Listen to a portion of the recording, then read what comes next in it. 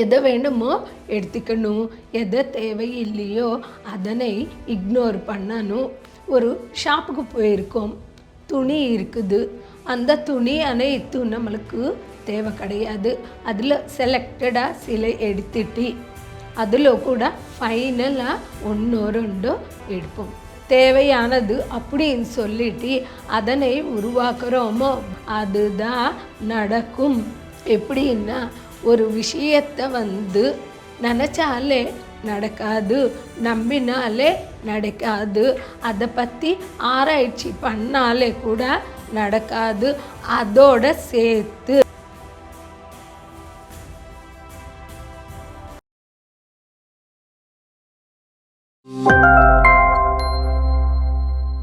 எல்லோருக்கும் வணக்கம்.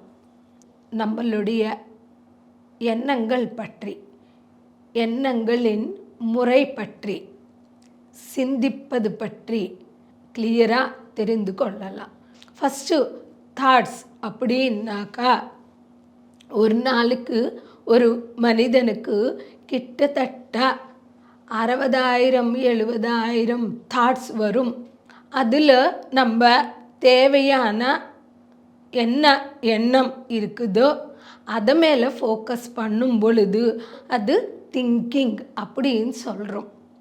எதை வேண்டுமோ எடுத்துக்கணும், எதை தேவையில்லையோ அதனை இக்னோர் பண்ணணும். அதில் negative thoughts, positive thoughts, memories, எதிர்காலத்துக்கு சம்மந்தப்பட்டது, நிகழ்காலத்துக்கு சம்மந்தப்பட்டது, விதவிதமானது இருக்கும். எதிர்காலத்தில் தேவையான விஷயத்தை பற்றி மட்டுமே யோசிக்கணும், அதுதான் திங்கிங். அதனால் யோசனை வேறு, சிந்திப்பது, திங்க் பண்ணுறது வேறு. எத்பாவம் தத்பவதி அப்படின்னு தான் நம்மளுக்கு பகவத்கீதையில் சொல்லியிருக்காங்க. எத்பாவம் அப்படின்னா எண்ணத்தை, எதனை தேவையானது அப்படின்னு சொல்லிட்டு அதனை உருவாக்குறோமோ அதுதான் நடக்கும் இந்த உலகத்தில். அதனால் தாட்டுக்கும் திங்கிங்க்கும் இருக்கிற வித்தியாசம் நம்ம புரிஞ்சுக்கணும். ஒரு ஷாப்புக்கு போயிருக்கோம், துணி இருக்குது, அந்த துணி அனைத்தும் நம்மளுக்கு தேவை கிடையாது. அதில் செலக்டடாக சில எடுத்துட்டு அதில் கூட ஃபைனலாக ஒன்றோ ரெண்டோ எடுப்போம். அப்போது நம்ம தாட்ஸிலிருந்து சில தேர்ந்தெடுத்து நமக்கு தேவையானது அதை பற்றிய யோசிக்கும் பொழுது திங்கிங்காக ஃபைனலாக ஆயிட்டுருக்குது. அதில் மறுபடியும் நம்ம டெசிஷனாக எடுத்துக்க போகிறோம். அதனால் இதை பற்றி நம்ம நீட்டாக தெரிஞ்சுக்கினி கரெக்டாக இம்ப்ளிமெண்ட்டு பண்ணணும். இன்னொரு விஷயம் பார்த்தா, இங்கே தாட் பேட்டர்ன்ஸ் அப்படின்னு சொல்கிறோம். சரியாக யோசிக்க வேண்டும், இஷ்டத்துக்கு யோசிக்க கூடாது. அந்த மாதிரி அறியாமலத்தனத்தோடு இருக்கிற தாட் பேட்டர்ன்ஸால் நம்மளுடைய பிலீஃப் சிஸ்டம்ஸு ஸ்ட்ராங் ஆகிட்டு அப்ளை பண்ணிட்டு வாழ்க்கையில் கொண்டு வர்றோம். அதனால் நம்ம கொஞ்சம் கேர்ஃபுல்லாக யோசனை முறையை வச்சுக்கலாம். தட் இஸ் பாசிட்டிவ் முறையில் யோசிப்பது. இதுக்கு குருஜி ஒரு புக்கு சொல்லியிருக்காரு, அற்புதமான புக்கு, திங்கிங் அண்டு டெஸ்டினி. நம்மளுடைய திங்கிங் எப்படி இருக்குதோ அது போல தான் நம்மளுடைய டெஸ்டினி கூட இருக்கும். எனக்கு முக்தி வேண்டும் அப்படின்னு நினைக்கிறவர்களுக்கு முக்தி கிடைக்கும். அட்டாச்மெண்ட் வேணும் அப்படின்னு நினைக்கிறவர்களுக்கு பந்தம் தான் கிடைக்கும். நம்ம சிலரை பார்ப்போம், முக்தி வேண்டும் அப்படின்னு சொல்லுவாங்க, முக்திக்கு உண்டான விஷயங்களை கடைப்பிடிக்க மாட்டாங்க. ஒன்று பேசுகிறோம், ஒன்று நினைக்கிறோம், அதுக்கு இதுக்கு சம்மந்தம் இல்லாமல் இருக்கிறோன்னா ராங் தாட் பேட்டர்ன். சம்பந்தம் இல்லாமல் யோசிக்கிறது. ஒன்று வேண்டும்னு கேட்குறோம், அதுக்கு தேவையான முறையில் நம்ம யோசிக்கிறது இல்லை. அப்போது அது எப்படி கிடைக்கும்? அதனால் நம்மளுக்கு கிளாரிட்டி இருக்கணும். விஷயங்களை தெரிஞ்சுக்கினி அதை பற்றி சிந்திக்கணுமே தவிர இஷ்டத்துக்கு சிந்திக்க கூடாது. எனக்கு ஆக்சிடெண்ட் ஆகுமோ அப்படின்னா அது ஆகும். நடக்குமோ என்றது நெகட்டிவ். நடக்காது, நான் சேஃப்டியாக போயிடுவேன் அப்படின்றது பாசிட்டிவ் திங்கிங். அடுத்தது மிராக்குலஸ் திங்கிங். அருமையாக இருக்கும் வாழ்க்கை, அருமையாக போகும் விஷயங்கள் அப்படின்னு நினைக்கும் பொழுது அதுக்கு தகுந்த மாதிரி அவற்றை நடக்கும் வேண்டும் அப்படின்னு நினச்சிட்ருக்காரு. அவங்க இப்போ நிறைய பேர் அப்படி தான் வாழ்ந்து கொண்டே இருக்கிறாங்க. நம்ம மிராக்குலஸாக யோசித்தால் மிராக்கிள்ஸ் தான் நடக்கும். நம்ம ஒரு அருமையான புக்கு பற்றி தெரிஞ்சுக்கலாம். ரோண்டா பைர்ன் அவங்க சொன்னது சீக்ரெட் புக்கு. யூனிவர்ஸிடம் எப்படி கேட்டால் நம்மளுக்கு கரெக்டாக சிங்க் ஆகும் அப்படின்னு சொல்லிட்டு அந்த சீக்ரெட் புக்கில் அழகாக சொல்லிட்டு இருந்தாங்க.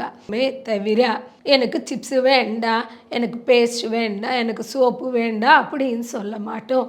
அதே போல் எனக்கு ஆரோக்கியம் வேண்டும் அப்படின்னு நினைக்கணுமே தவிர எனக்கு நோய் வேண்டாம் அப்படின்னு நினைக்கக்கூடாது. அதனால் நம்மளுடைய யோசனையோ வார்த்தைகளோ நம்மளுக்கு என்ன தேவை என்றது பற்றி மட்டுமே இருக்கணுமே தவிர மற்ற விஷயங்களின் மேலே டைவர்ட் ஆகக்கூடாது.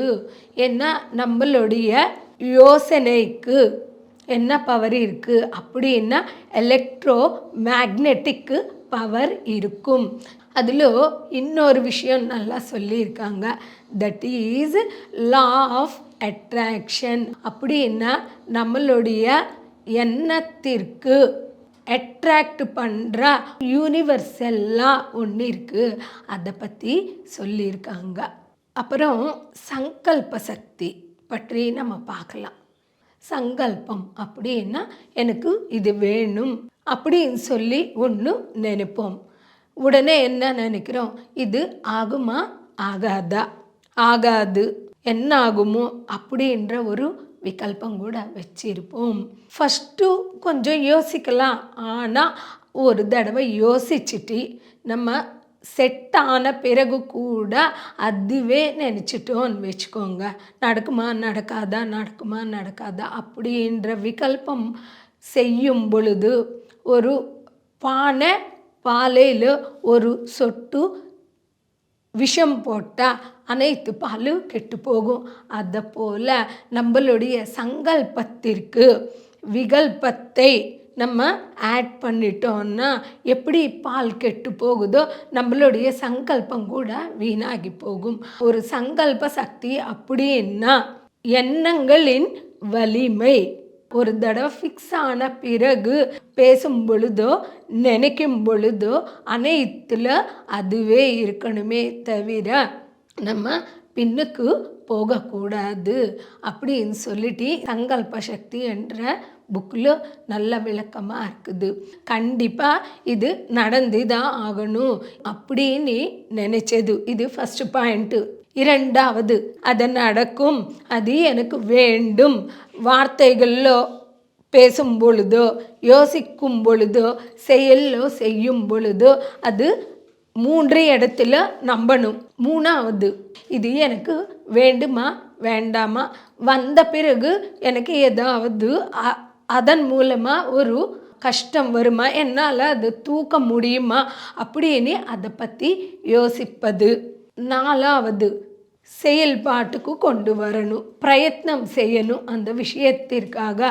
அப்பொழுது அது கண்டிப்பாக நிறைவேறே தீரும். எப்படின்னா ஒரு விஷயத்தை நினச்சாலே நடக்காது, நம்பினாலே நடக்காது, அதை பற்றி ஆராய்ச்சி பண்ணாலே கூட நடக்காது. அதோட சேர்த்து நம்ம செயல்பாடுக்கு கொண்டு வரும் பொழுது மட்டுமே அது நடக்கும் அப்படின்னு சொல்லிட்டு நம்மளுக்கு கிளாரிட்டியாக கொடுத்துருக்காங்க.